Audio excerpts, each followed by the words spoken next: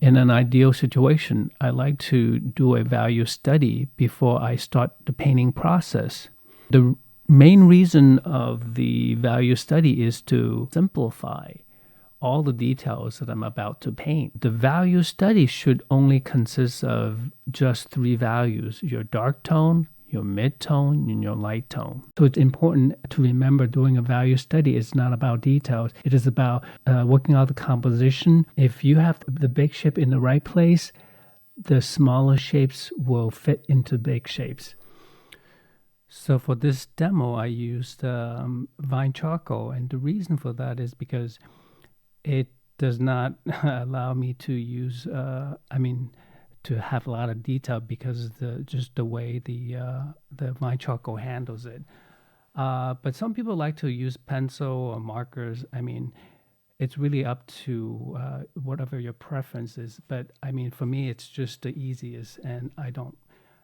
It's very easy for me to work with Vine charcoal, and especially when I'm teaching, and I want to spend more time actually focus on the painting part. This is the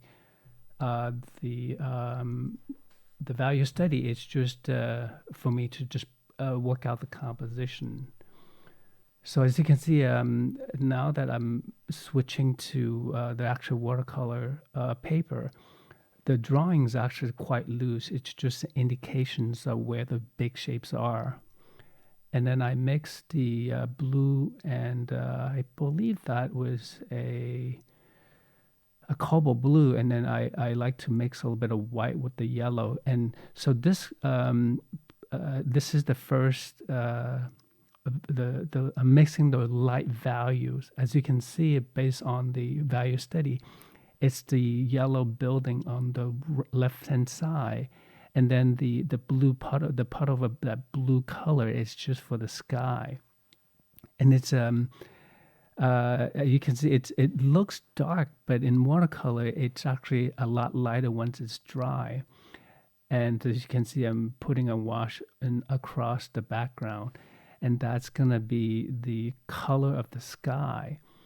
And you'll notice that I actually just try to clean up, make sure that the blue doesn't go further down than those indicated on the value study, because those that the area it's going to be the most vibrant color. So I want to keep the blue. I want to keep it as pristine as possible to leave the white of the paper. And also I like to, now I'm cleaning the palette. So this way I have a clean palette, and then I have when I mix the mid-tone, which is the I guess the most colorful part, and that's going to be the center of interest. So that's the most colorful, the most intense color. And I start out with I then cadmium orange, and then cadmium yellow. I add a little bit of white to get that magenta look, because I don't like to just mixing that color with water, because it looks weak. But when I add a little bit of white, it actually give it that that beautiful pinkish color. So between these colors, I like to I like to just kind of switch back and forth, so you could see there's different color variations, but they are considered a mid-tone. So as you can see, I'm mixing a little bit of a green to kind of, there's some green in there, but it's the same, similar value. So this way, it's a good idea to just kind of allow the variations of the color shifting between the mid-tone. And you'll notice that a lot of the colors it's not one color, it's just one puddle of color. But then within this puddle, I kind of shift them a little bit more to the, like you can see the pinkish, and then you have the orange, and you have the yellow, and you have the green. So this way it will add a lot of interest, a lot more temperature shift. And as you can see, the upper right, the blue is still kind of wet, so I allow that to kind of transition into the background, which is actually that's what I don't want that to be too contrasty. So I want that to a little bit of a blend right into the first light tone that I put down, and then I'm mixing a slightly darker part of the mid-tone. And this is, you're gonna find that when if you look at the value study in above the right next to the reference photo, you'll notice that there isn't that variety. But when I'm painting, when I'm doing the blocking, I also put that in there, and I want that to have more variations. So even within the mid-tone, there's a darker mid-tone and there's a light mid-tone. And then in the light tone, there's a lighter light tone and a darker light tone. So there's all these variations. And also it give it a much more interesting and organic look to that. So now I'm mixing some darker mid-tone and put that into my light tone. So this way there is, again, just all that variations in there to make your painting a lot more interesting. And as I'm painting, I'm just looking at shapes, painting patches of color. I'm not actually painting like, oh, I mean, the whole idea is to simplify what you're looking at and paint color patches of color, and rather than identify, oh, what is that? Is that a building? Is that a window? Is that a door?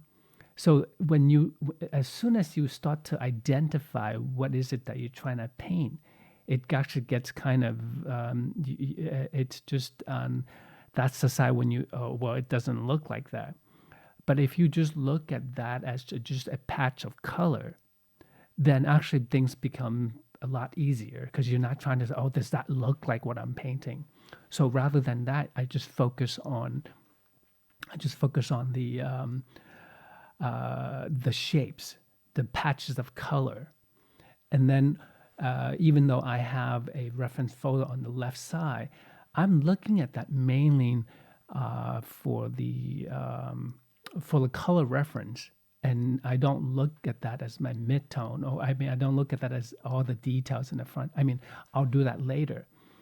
But primarily, I actually use the value study that I created in the beginning to help me to guide me through the rest of the paint, the block-in stage. And now I just want to make sure that the mid-tones are block-in. I use a dryer to speed things up a little bit. And so at this point, my light tone is in, my mid-tone is in, and I want to dry these two tones before I go any further, because everything I'm gonna put in, I want to make sure it's dry. It's not all the color is not interacting. It will be just like a glaze over the existing two tones, because the mid-tone is gonna be, I mean, the dark tone is gonna be pretty dark and cool. As you can see, based on the reference photo, the ground plane or just the whole things in the shadow tend to be a lot cooler and darker. And then again, without going any further, just use the value study that I did earlier. You can see the sky is the light tone right there, and then mid-tone is where that colorful trees or the foliage is, and then the mid-tone is, I mean, the dark tone is the foreground, and the whatever is on the left side.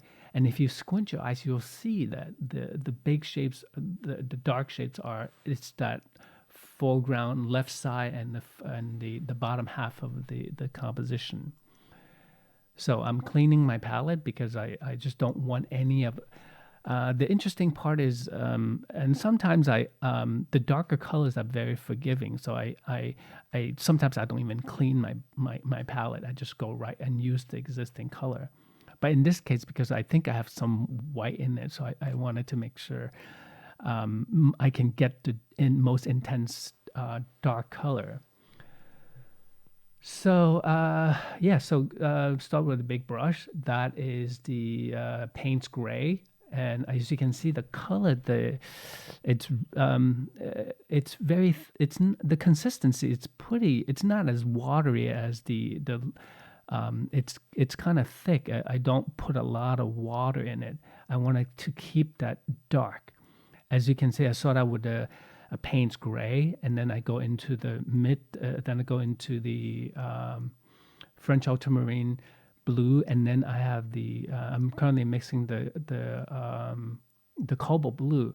So you can see that there's variations. The cobalt blue is very, very blue, and then as it comes closer towards us, it will get warmer. So I block that in. I put that it's going to appear a lot cooler, and then as it comes further, I'm putting a little bit of magenta, that quinacridone magenta, into the blue, and so this way it will feel warmer and slightly darker. So this is the color that I'm mixing, and I'm shifting that. I'm making the color a little bit warmer and slightly darker as it comes towards us. So this is the part where you can have a lot of flexibility. I mean, you could see that now by this point it's just a lot warmer compared to the original cobalt blue that I put down. So, and based on the reference photo, and it feels a lot warmer. And so you can see that adding more of the red and the orange, I could it just give it that much warmer comparing to the blue that I put down earlier. And you can see the wall; it feels warmer. And then if you squint your eyes, it's very similar in terms of the value. And then of course I'm mixing I guess that's a even darker patch, where if you look at the value study, you can also see that there, even within the dark tone, there's an even darker tone, and that's the tone that is that, I guess those are whatever shrub that I that I put down. And so it has a more of a greener tone to that. And then the color that I just mix, it's actually gonna be further back. And you notice the way I put down my stroke, I kind of think about it, and just hit it. So this way, it will give that the mark making, it looks a lot more spontaneous. And the way you'll notice my work, it's I like to hit it one time. It kind of like has that calligraphy feel to that. Anyway, so now that with the color, you can see I'm mixing more of a kind of a green, a much warmer tone than the blue that I put down earlier. But then it still has a lot of these cooler, darker tone, but it's similar in the value, but the temperature is different. So this is the fun part about watercolor. You kind of mix a powder and you shift around, and I know you could do that in oil too. And but the idea that when you mix a color and allow the paint and the to kind of mix naturally. I think that is oil. It's just difficult to get. Again, focus on the big shapes and focus on the big patch, and not just those the little individual leaf and all those things, and not get caught up in the details. And so now I'm mixing the darker part of the shadow part of the shrubbery, and you can see that it's it should be the darkest part. And then the way I put down is I don't try to like identify, like I said earlier, I don't identify, oh, what are those things? I don't paint things, I paint shapes. So those are the things that you need to keep in mind is um, to, um, what's the best way to put this? If you can just um, not look at, like, just think about everything that you're painting. It's just, it comes down to just shapes. And each shape has a certain color, and that certain color comes with certain value. So if you keep thinking in that direction, it's actually a very liberating experience. You don't think of those, oh, am I painting those windows? What am I painting? Are those planters? Are those flowers? What are those? So I don't think of, like, I just look at that and, oh, those are just a patch of color. And then, of course, the interesting part is this is all going to come together. The less you think about this, the easier time you will have during the blocking period. But then the more, if you getting caught up in the detail and start looking at, oh, I try to identify what is it that you're painting, then you will have a much more difficult time. Um, so right now I'm mixing that much saturated green, and this is just that's the color that I see, and based on my experience, it's actually a lot warmer as things are closer to you.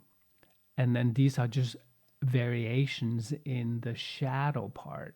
And these are just some of the colors. As you can see, it's more of a purple-ish, and some of them is more greenish, some of them are more reddish, and some of them are more bluish. So these are the things that will make your painting a lot more interesting. It's when you can see those value shifting, all those, I mean, not value, all those temperature shift. Again, it's not value shift. It's a temperature to shift that makes your painting very exciting. Again, now I'm mixing a darker patch of the, and you could call that, or that's the awning, and that's the shape. I just look at that as a one dark shape. And so that way, it's just I just, all I need to think about is that the angle that I'm looking for, and if that is the right angle, then so is it dark enough, and if it's dark enough, is it warm enough? Is it cool enough? So those are the things that I think about, and you can see the way I put down my marks. I'm not very, like, careful. I just kind of put it in there, and so it helps me to just keep that spontaneity, the way the way I like to put down. I don't want my painting to look like um I look it I want to convey the feeling of as if I'm writing calligraphy, or as if I'm very confident in the way my marks. I mean, I'm very determined. So by using the expressive, the way I put down my stroke, it delivers that feel. And now with the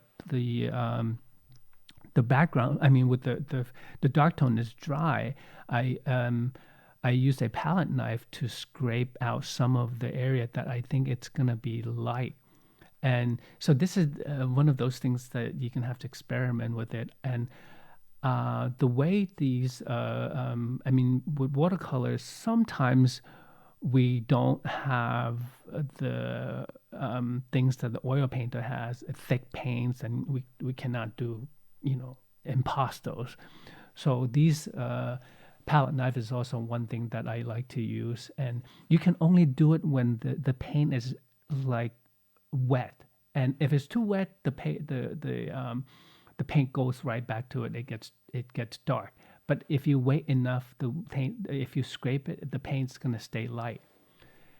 So while I was talking, I got in more of the darkest dark. So this is the area that is really the darkest area. And so again, now I'm working on these the dark shapes of those trees, and you can see it's kind of warmer, slightly lighter than the awning and some of the darkest dark, because you could I imagine that you could see through those. They're supposed to be not solid, so you could see the leaves coming. I mean, the color of the background coming through. So again, the way I lay down my brushwork is very. I just follow the big shapes, and if you look at the value study, it just looks kind of that big shapes and not really a lot of details. Again, focus on the big shapes and not the details. And some of the brush work that I put down, and they are um, see, I work, I think about it, and then I just hit it. And again, based on what I'm looking at, I don't have to copy exactly what's there. The idea is to create the feeling of that and just hit that once or twice. Like, don't go back and forth. And if whatever mark that you put down, it's right, or whatever you put down, and if it's not exactly right, then just leave it and let that, and then how you can fit that into your existing composition.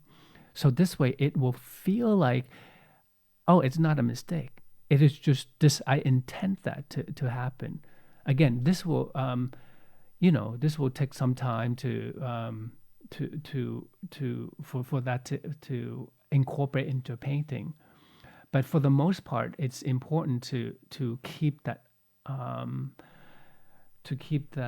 attitude. And I often share with my students, there is you can't you can't make a mistake. When there is a mistake, turn it into something, so that way your painting feels as if you, every stroke that you put down, it's the right one.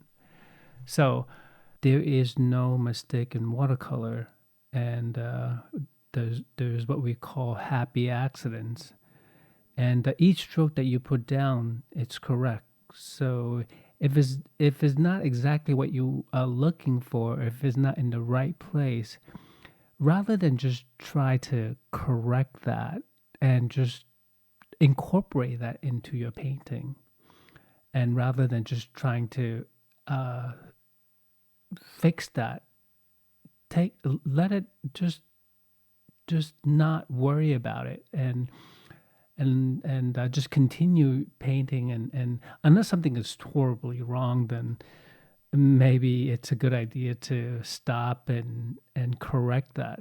But so at this point, the big shapes are pretty much in the right place, the right values, the right color.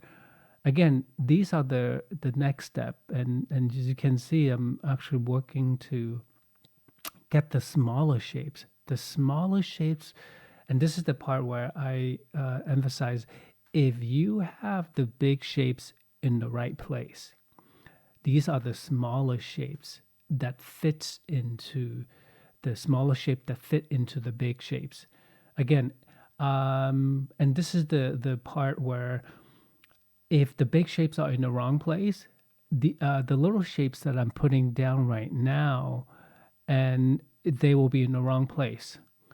And so again, this is the part where if you have a good start, chances are you're gonna have a much easier time. And the whole idea is to work from general to specific. Get the big shapes, get the big mass down, get the smaller shapes just gonna fall right into the big shapes. Um, so at this point, the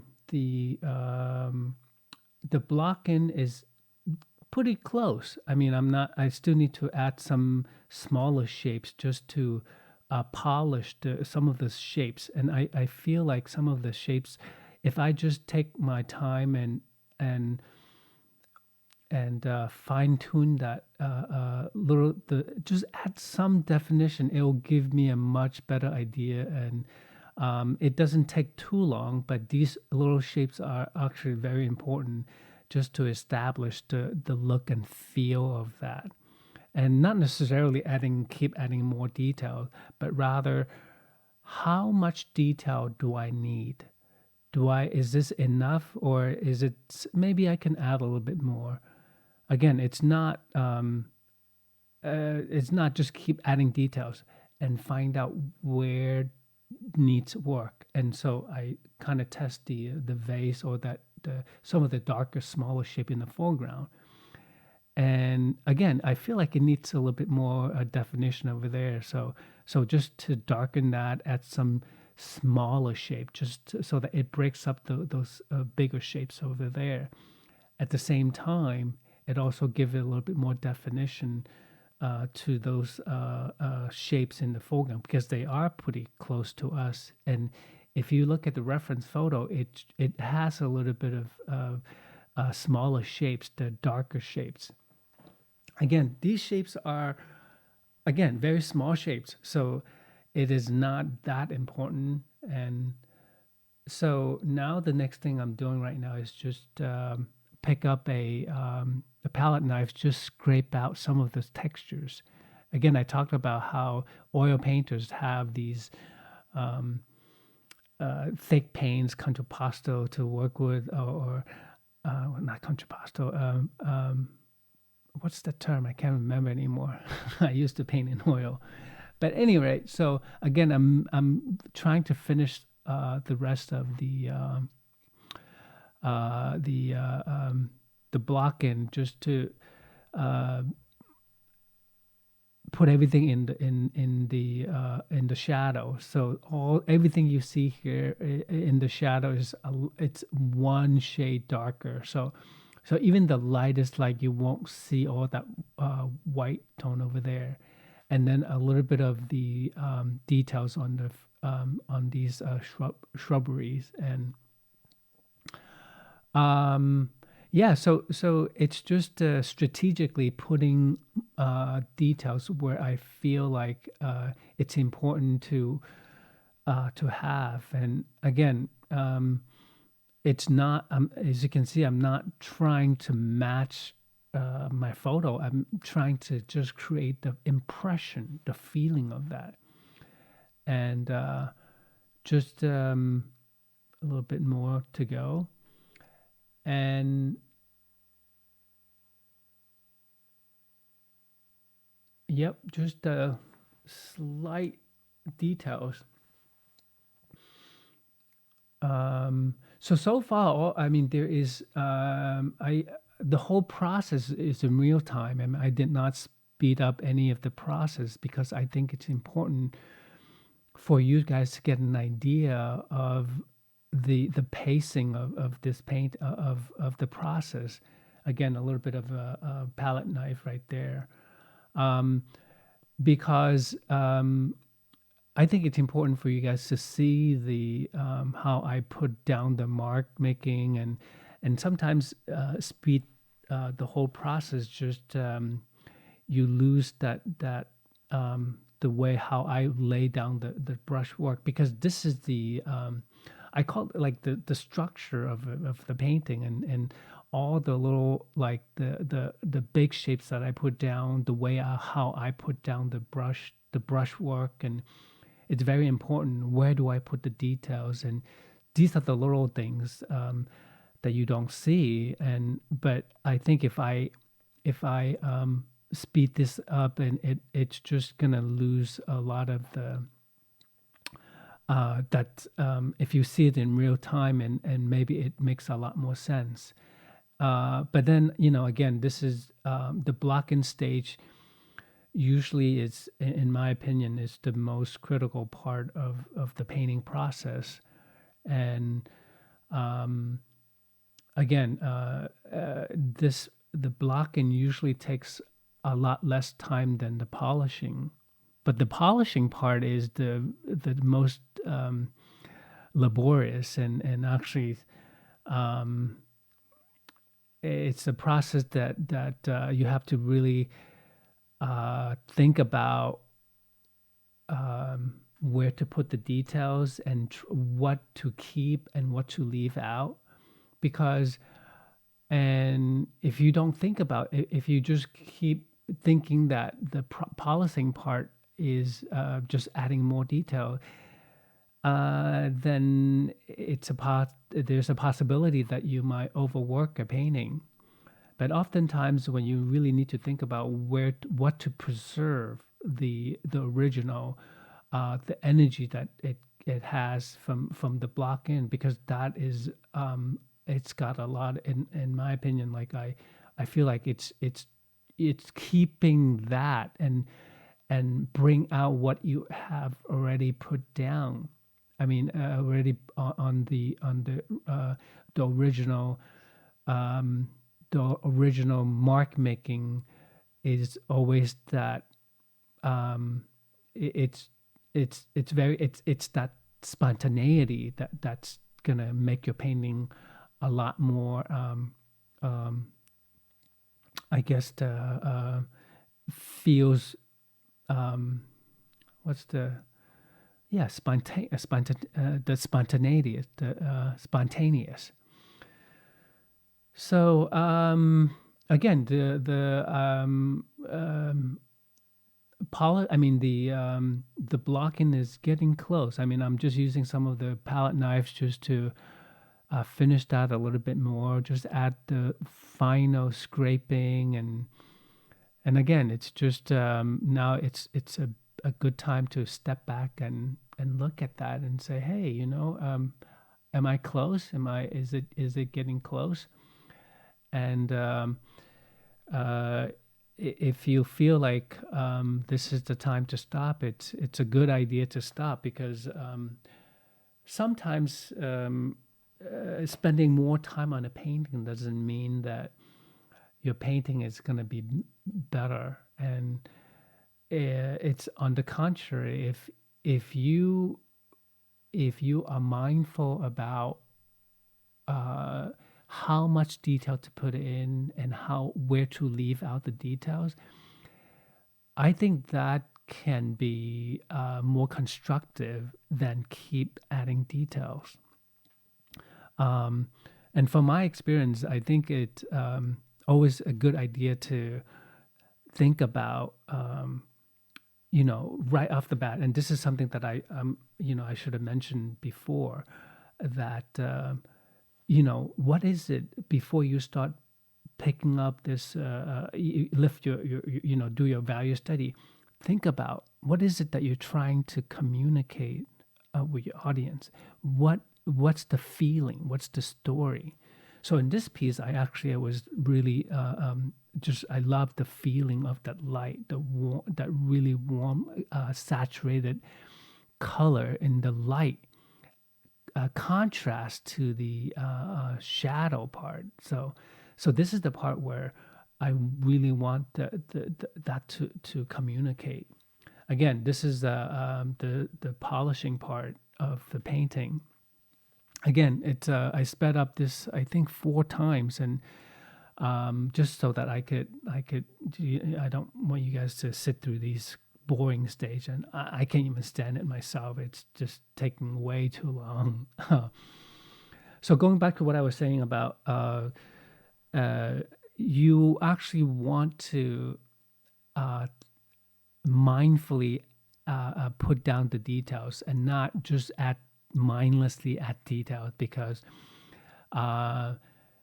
just because a painting has a lot of detail doesn't mean that it's a good painting. But at the same time, if you are able to direct your audience eyes or attention to the place where you want them to look at, it's actually a lot more interesting, because not only that your viewer will be able to bring in their experience to your painting. And what I mean specifically is that you got to be able to leave some of the area that is just kind of not quite defined and just kind of I think I've heard, I don't know where I learned it from. It's that mystery spot where you don't have to define everything. You allow the audience to kind of look at that and just think about that and like, oh, where I have seen something like this before. But it's not quite. But it's okay. You don't have to tell them everything, and this is the detail part. It comes into into you know. This is the part where you need to think about how much do I need to how much detail do I need for this part. And sometimes it's not that important for you to tell them everything. And it's much more interesting if they come in and look at what they can identify. And whatever they cannot identify, give them some space, allow them to bring in their own experience. Like I said, this is actually a good way to connect with your audience, because and just by looking at this reference, this painting, and a lot of us will interpret the painting in a way that is very personal to us, and we all look at the same thing, but our experience is very different. And so it's important to keep that in mind. It is not your job to tell your audience everything, and just show them enough, just enough so they can take it from there. So again, everything I do is suggesting to your audience. Don't spoon feed your audience. So again, you can see that I sped up the whole process because I I can't imagine sitting through this the whole entire process. So again, typically I would say for the block-in, I would say it takes about 30% of the time, and then for the polishing part, it takes a way longer. Again, I don't sit through 3-4 hours in one go. I mean, I typically work on it for half an hour, 20 minutes, and then I walk away, come back, and this way you have a fresh eye. You look at your painting with a fresh eye. It just much better, and it will prevent you from overwork your painting. So yeah, and some of the what I'm doing right now is just wet the paint. Use a what do you call that? Synthetic brush. So I just lift out some of the white. The lighter part of the paint, and then I go in with the darker, and then with some details. And again, you notice that I don't add details everywhere. I just need to. If I don't have, if I can get away with not adding more detail, I'm not going to put it in there. And so this is the part where you just have to, and this is the part, it's just very personal. Everybody is going to paint differently. Everybody's going to have their own way of interpreting a painting. So I think with this, I'm getting pretty close, and just want to thank you guys for being so patient. And I know this is my first video on a long format video, and a lot of it is just I'm sure as I produce, if I shoot more of these films and these videos, I'll be a little bit more better at doing this, and hopefully with more experience I can do a much better job. And yeah, for those of you guys willing to sit through this, please feel free to leave a comment. And if you like this video, please share, like, and subscribe. And like I said, I intend to do a lot more of these videos, and hopefully with more experience, I can make these video a lot more interesting and fun. And yeah, so feel free to leave your comment, and thank you very much for watching. I will talk to you guys next time.